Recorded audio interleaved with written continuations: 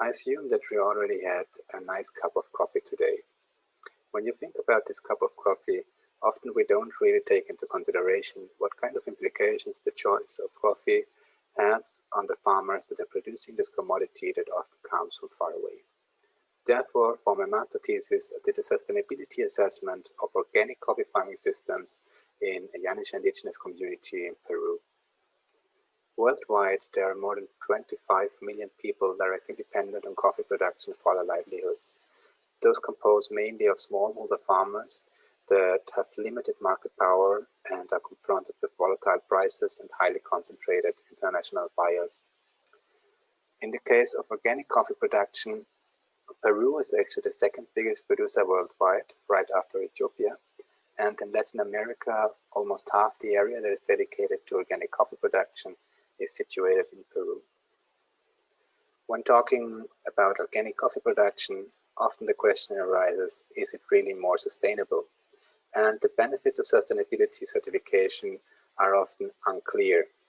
This has various reasons. One of those is that there is a quite strong bias in literature about the actual certification benefits. So you can normally quite easily deduce if the author has a background in conventional farming and tends to rate the benefits more negatively, or if a researcher has a background in organic farming and tends to rate the benefits more positively. Apart from that, there are a strong difference in the definition of the term sustainability. So often only environmental factors are included or some economic factors, but often a social dimension or a governmental dimension is completely missing. Apart from that, the indicator sets used to assess these impact categories are very inconsistent. Another important aspect is the certification schemes are built upon complex sets of social, economic, cultural, and political institutions, and often research in this field only depicts those underlying baseline structures, but not really the effect a certification has on a farm system and the people. So what can we understand under the term sustainability? For my research, I used a framework that was developed by the FAO in 2013 with the name of the SAFA guidelines. And the SAFA guidelines define sustainability with 4 dimensions. So we have an environmental dimension, we have an economic dimension, but we also have a social dimension and a governance dimension. Those 4 dimensions have a total of 21 themes, which can be further divided into 58 sub-themes. And for each of these themes and sub-themes, an evaluation can be conducted and a score can be achieved. For my research, I asked the question, what is the actual sustainability performance of organic coffee farming systems in the indigenous community of Nyagasu? So where is Nyagasu? Here we have a map of Peru, and as you can see here, a great part of the Pasco region is actually a biosphere reserve with the name of Reserva de Biosfera Oxapampa Ashaninka Yanisha. This biosphere reserve is quite interesting because there is a great environmental and cultural diversity. Not only is it inhabited by the local Ashaninka and Yanisha people, but there are also a lot of immigrants from the Andes, and there are also Austrian and German settlers that came there in the late 19th century. And it's quite interesting how this melting pot gives rise to very interesting dynamics in this area. If we look at the community of Nyagasu itself, it's quite a small village where about 80 families live, and the families produce coffee as their main crop in very small plots that are distributed throughout the rainforest in the surrounding area. For my research, I had mainly 2 partners. I worked a lot with Peconaya, which is the Federation of the Yanisha people. They provided me with all the permits I needed to do the research, and also gave me their blessing for my investigation. And the other partner was Vierica Golden Coffee, which is the most relevant cooperative in this region with about 500 members, and that is working with 6 Yanisha communities in this biosphere park. I took a full sample of all organic coffee farmers from Yagasu that delivered their coffee to the cooperative in 2018 and 2019, and I was able to interview 30 or 31 farmers in November and December of 2019. My method, SMART, stands for Sustainability, Monitoring, and Assessment Routine. And the themes and sub-themes that we already got to know in the slide about the SAFA guidelines are assessed in this method against defined standards based on about 330 indicators that further have about 1,800 linkages between them. With this defined standards, one can calculate a goal achievement for each theme and sub-theme respectively from 0 to 100%.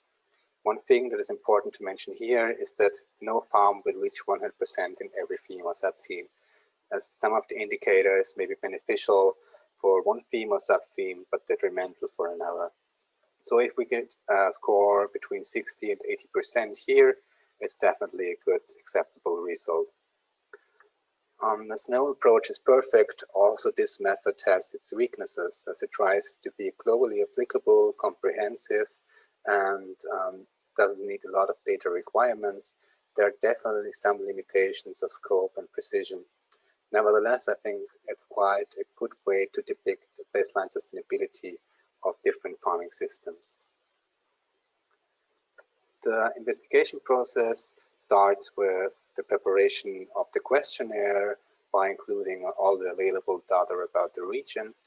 Then farm visits are conducted where one starts with introducing the method. Later on, the farm visit follows where we have looked at the different coffee plots with the farmer, and then follows about interview of about 2 hours with an adaptive questionnaire that changes corresponding to the answers the farmer provides. After a process of data analysis and compilation, one should be able to calculate the scores for each of the themes and sub-themes and create a report for every farm. Apart from my SMART interviews, I also organized a workshop for all the important stakeholders involved. So all the farmers took part. There were the management and the technical staff of the cooperative.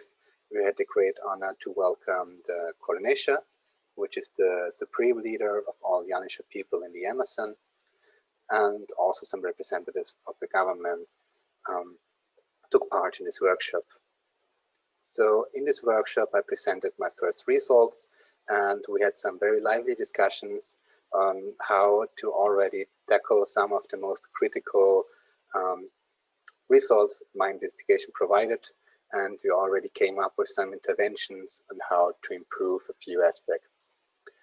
After this discussion, we handed out a certification that I designed for the farmers, where they got to know the scores of their village community, and we concluded the day with a shared lunch and further discussion with a coffee. So let's have a look at my results.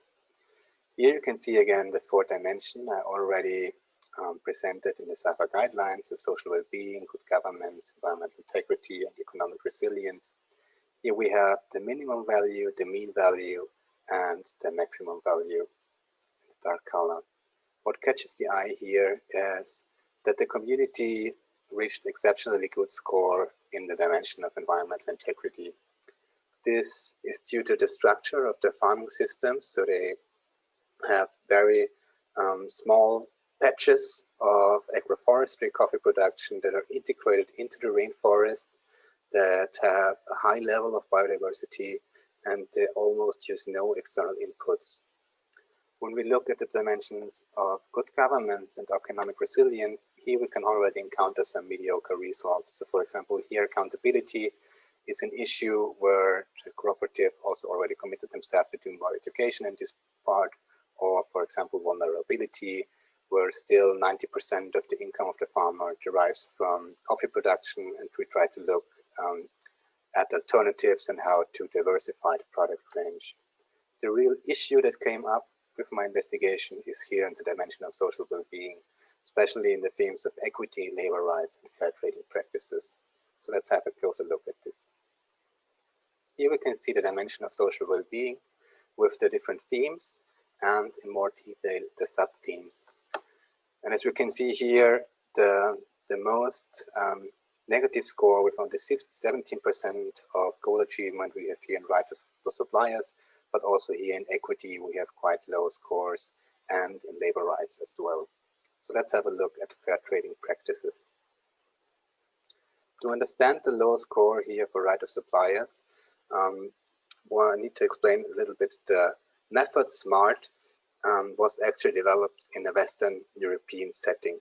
So here it's quite common that you can get inputs that have an environmental or social certification. This is not the case for smallholder farmers in an indigenous community in Peru. First of all, they don't really use a lot of external inputs. And when they buy a few machetes every year that come from Colombia, there's no way to ensure that there is no child labor or forced labor included in the production of this product. Therefore, one could argue that as this is nothing the farmer can change, this could be a flaw in the method. But on the other hand, as this tries to be a globally applicable method, I think it's still important to point out these underlying structural problems maybe the whole country has, and that this should be tackled on a different level than the farm level. Another point here is responsible bias. So the mediocre score here has a lot to do with a lack of social protection for the farmers, where the cooperative also already committed themselves to create a fund where they save a little bit of the income they generate from every farmer. And this fund can be accessed by farmers in case of work accidents or other emergencies. Another very interesting topic was equity. So to explain this low score here, it is still common practice in these communities that women get lower wages for the same work. And they still have some quite patriarchic structures in this community. And what was quite astonishing during the workshop was that really some of the women stood up and told the man that their work has a value and that things cannot go on like this. And the men were quite receptive. So there was a very interesting discussion, and the men committed themselves to pay equal wages for women. And the cooperative right now is trying to establish a collaboration with another cooperative that only consists of women, and they will develop together a new brand for women coffee that will achieve higher prices. Apart from that, the cooperative will establish new kind of educational problems that are specifically directed to women.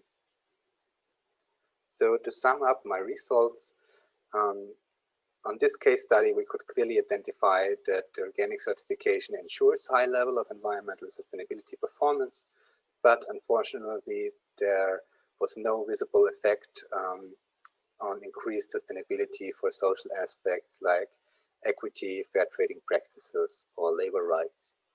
And also the topic of this panel is environmental improvements in the food sector. I would argue that those environmental improvements cannot neglect also social improvements, and that these two dimensions need to go hand in hand if we really want to have a sustainable development. In the end, I want to give thanks to my supervisor, Christian R. Vogel, for supporting me all the way, to FIBO Switzerland, which I was working 5 months before this investigation, where I got to know the method, the cooperative Villarrica Golden Coffee for receiving me with open arms and helping me through the difficult parts of my investigation, the Federation of the Yanisha people for making this all possible with their permissions that I could work there, and of course to all the amazing farmers that shared a little bit of their life story with me and that I could get to know. And of course, I also want to thank you for your attention.